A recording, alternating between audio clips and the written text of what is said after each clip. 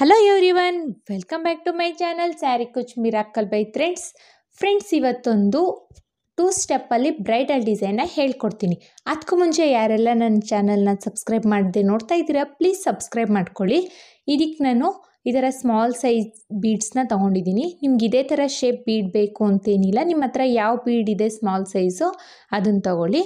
ಹಾಗೆ needle number 10ನ ತಗೊಳ್ತಾ ಇದ್ದೀನಿ. ಮತ್ತು 6 ಎಳೆ ದಾರನ ರೆಡಿ ಮಾಡಿಕೊಂಡು ತುದಿಲಿ ಗಂಟು ಕಟ್ಕೊಂಡು ಇಟ್ಕೊಂಡಿದ್ದೀನಿ.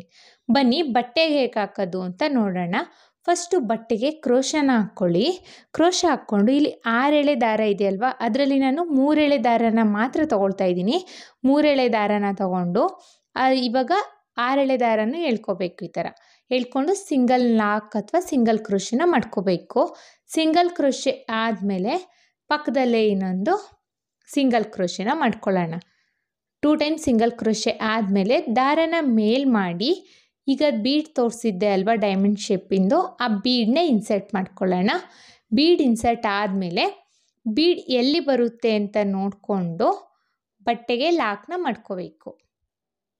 ಬಟ್ಟೆಗೆ ಲಾಕ್ ಆದಮೇಲೆ ಮತ್ತೆ ದಾರನ ಮೇಲ್ ಮಾಡಿ ಬೀಡನ್ನ ಇನ್ಸರ್ಟ್ ಮಾಡ್ಕೊಳ್ಳೋಣ. ಬೀಡ್ ಇನ್ಸರ್ಟ್ ಆದಮೇಲೆ ಈಗಲೂ ಅಷ್ಟೇ ಸ್ಟ್ರೈಟಾಗಿಟ್ಟು ಎಲ್ಲಿ ಬರುತ್ತೆ ಅಂತ ನೋಡಿಕೊಂಡು ಲಾಕ್ನ ಮಾಡ್ಕೋಬೇಕು. ಲಾಕ್ ಆದಮೇಲೆ ಮತ್ತೆ ದಾರನ ಮೇಲ್ ಮಾಡಿ ಮತ್ತೆ ಒಂದು ಬೀಡನ್ನ ಇನ್ಸರ್ಟ್ ಮಾಡ್ಕೊಳ್ಳೋಣ. ಬೀಡ್ ಇನ್ಸರ್ಟ್ ಆದಮೇಲೆ ಅದು ಅಷ್ಟೇ ಸ್ಟ್ರೈಟಾಗಿಟ್ಟು ಎಲ್ಲಿ ಬರುತ್ತೆ ಅಂತ ನೋಡಿಕೊಂಡು ಬಟ್ಟೆಗೆ ಲಾಕ್ನ ಮಾಡ್ಕೋಬೇಕು. ಲಾಕ್ ಅಥವಾ ಸಿಂಗಲ್ ಕ್ರೋಶೆ.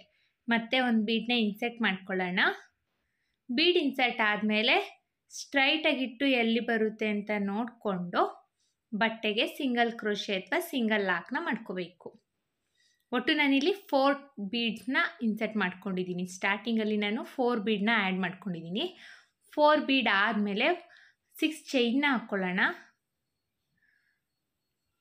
6 ಚೈನ್ ಆದಮೇಲೆ ಈ 6 ಚೈನ್ ಬಂದು ಎಲ್ಲಿ ಬರುತ್ತೆ ಅಂತ ಸ್ಟ್ರೈಟಾಗಿ ಇಟ್ಟು ನೋಡಿಕೊಂಡು ಒಂದು 2 ಪಾಯಿಂಟ್ ಒಳಗೆ 2 or 3 ಪಾಯಿಂಟ್ ಒಳಗೆ ಒಂದು 2 ಪಾಯಿಂಟ್ ಒಳಗೆ ಲಾಕ್ನ ಮಾಡ್ಕೋಬೇಕು.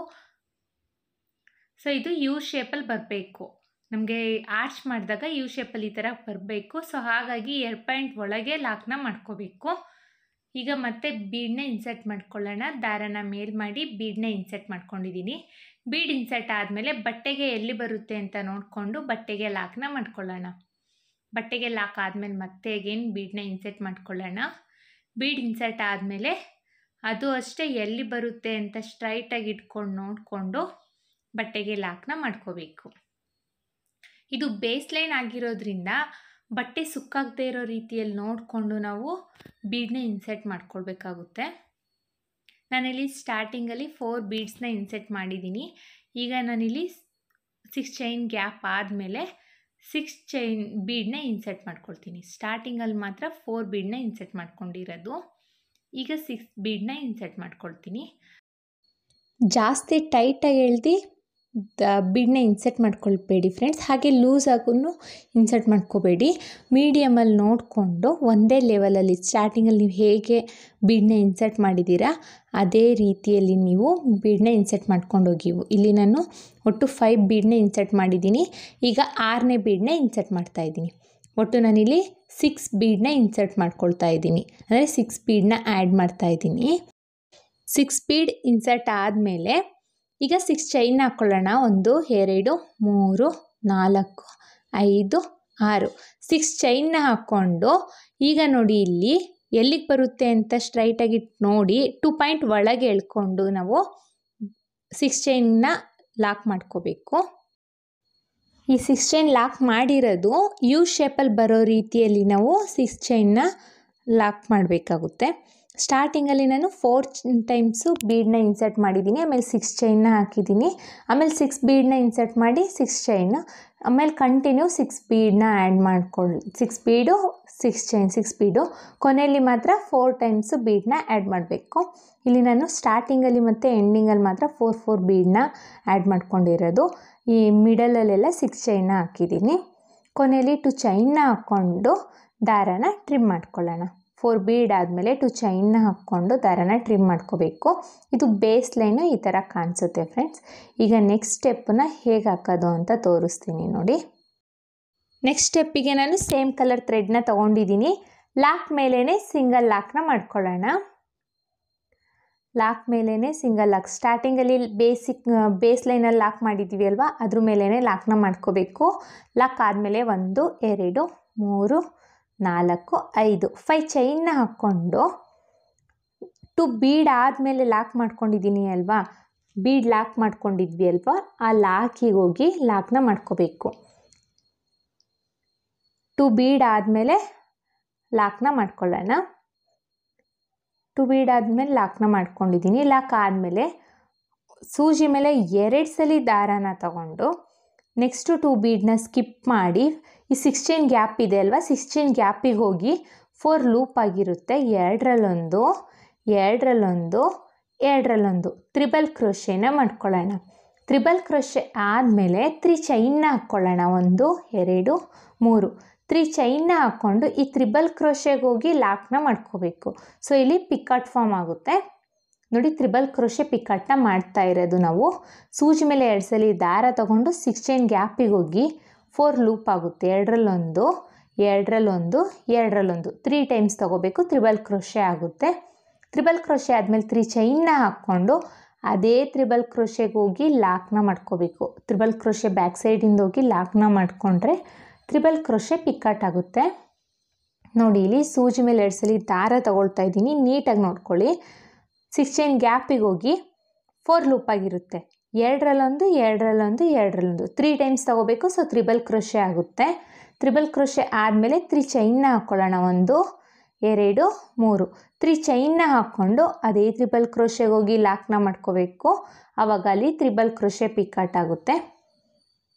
ಮತ್ತೆ ಒಂದು ಸಲ ತೋರಿಸ್ತೀನಿ. ಸೂಜಿ ಮೇಲೆ 2 ಸಲ ದಾರ ತೊಗೋಬೇಕು. 16 ಗ್ಯಾಪಿಗೆ ಹೋಗಿ 3 ಲೂಪ್ ಆಗಿರುತ್ತೆ. 2ರಲ್ಲಿ 2ರಲ್ಲಿ 2ರಲ್ಲಿ ತ್ರಿಬಲ್ ಕ್ರೋಶೆನ ಮಾಡ್ಕೊಳ್ಳೋಣ. ತ್ರಿಬಲ್ ಕ್ರೋಶೆ ಆದಮೇಲೆ 1 2 3 ಚೈನ್ನ ಹಾಕ್ಕೊಂಡು ಆ ತ್ರಿಬಲ್ ಕ್ರೋಶೆಗೆ ಹೋಗಿ ಲಾಕ್ನ ಮಾಡ್ಕೋಬೇಕು. ಸೊ ತ್ರಿಬಲ್ ಕ್ರೋಶೆ ಪಿಕಾಟ್ ಆಗುತ್ತೆ. ತ್ರಿಬಲ್ ಕ್ರೋಶೆ ಒಟ್ಟು ಇಲ್ಲಿ 6 ಚೈನ್ ಗ್ಯಾಪ್ ಫಿಲ್ ಆಗೋ ರೀತಿಯಲ್ಲಿ ನಾವು ತ್ರಿಬಲ್ ಕ್ರೋಶೆ ಪಿಕಾಟ್ನ ಮಾಡ್ಕೋಬೇಕು. ಮತ್ತೆ ಒಂದು ತ್ರಿಬಲ್ ಕ್ರೋಶೆ ಪಿಕಾಟ್ನ ಮಾಡ್ಕೊಳ್ಳೋಣ. ತ್ರಿಬಲ್ ಕ್ರೋಶೆ ಆದಮೇಲೆ 3 ಚೈನ್ನ ಹಾಕ್ಕೊಂಡು ಅದೇ ತ್ರಿಬಲ್ ಕ್ರೋಶೆಗೆ ಹೋಗಿ ಲಾಕ್ನ ಮಾಡ್ಕೋಬೇಕು. ಸೊ ತ್ರಿಬಲ್ ಕ್ರೋಶೆ ಪಿಕಾಟ್ ಆಗುತ್ತೆ. ನನಗಿಲ್ಲಿ ಫುಲ್ ಆರ್ಚ್ ಕಂಪ್ಲೀಟ್ ಆಗಲಿಕ್ಕೆ ಒಟ್ಟು 1 2 3 4 5 6 7 8 9 10 ತ್ರಿಬಲ್ ಕ್ರೋಶೆ ಪಿಕಾಟ್ ಬೇಕಾಯಿತು. 10 ತ್ರಿಬಲ್ ಕ್ರೋಶೆ ಪಿಕಾಟ್ ಆದಮೇಲೆ 2 ಬೀಡನ್ನ ಸ್ಕಿಪ್ ಮಾಡಿ 2 ಬೀಡನ್ನ ಸ್ಕಿಪ್ ಮಾಡಿ ನೆಕ್ಸ್ಟು ಲಾಕ್ ಮಾಡ್ಕೊಂಡಿದ್ದೀವಿ ಅಲ್ವಾ, 2ನೇ ಬೀಡ್ ಆದಮೇಲೆ ಸಿಂಗಲ್ ಕ್ರೋಶೆ ಮಾಡಿದ್ದೀವಿ ಅಲ್ವಾ ಬಟ್ಟೆಗೆ, ಅಲ್ಲಿಗೆ ಹೋಗಿ ಲಾಕ್ನ ಮಾಡ್ಕೋಬೇಕು. ನೋಡಿ ಇಲ್ಲಿ ಆರ್ಚ್ ಎಷ್ಟು ಚೆನ್ನಾಗಿ ಕಾಣಿಸ್ತಾ ಇದೆ ಅಂತ. ಪಿಕಾಟ್ ಫೆದರ್ ಹೇಗೆ ಹರಡ್ಕೊಂಡಿರುತ್ತೋ ಆ ರೀತಿಯಲ್ಲಿ ಕಾಣಿಸುತ್ತೆ ಫ್ರೆಂಡ್ಸ್. ಇದು ಡಿಸೈನ್ ಎಷ್ಟು ಚೆನ್ನಾಗಿ ಕಾಣಿಸ್ತಾ ಇದೆ ಅಂತ ನೋಡಿ. ಫಿನಿಶಿಂಗು ಅಷ್ಟೇ ತುಂಬಾ ಚೆನ್ನಾಗಿ ಬರುತ್ತೆ. ನಾನು ಹೇಗೆ ಹಾಕಿದ್ದೀನಿ ಅದೇ ಥರ ನೀವು ಟ್ರೈ ಮಾಡಿ. ಸೊ ನಿಮಗೂ ಫಿನಿಶಿಂಗ್ ಇದೇ ಥರ ಬರುತ್ತೆ.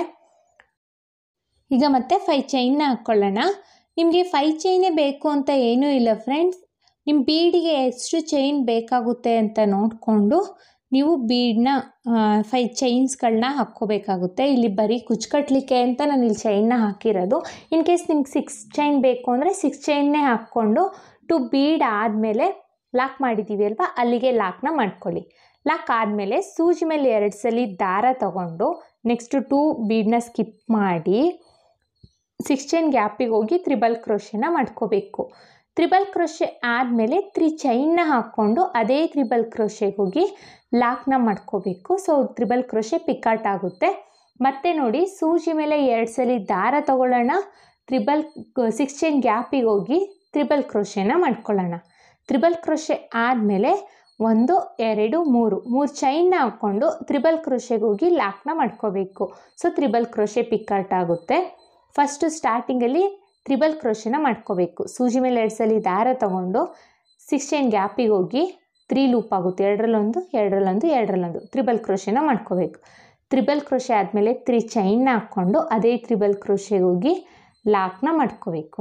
ಇದೇ ಥರ ನಾವು ಆರ್ಚ್ ಪೂರ್ತಿ ಕಂಪ್ಲೀಟ್ ಆಗೋ ರೀತಿಯಲ್ಲಿ ತ್ರಿಬಲ್ ಕ್ರೋಶೆ ಪಿಕ್ಕಟ್ನ ಮಾಡಬೇಕು.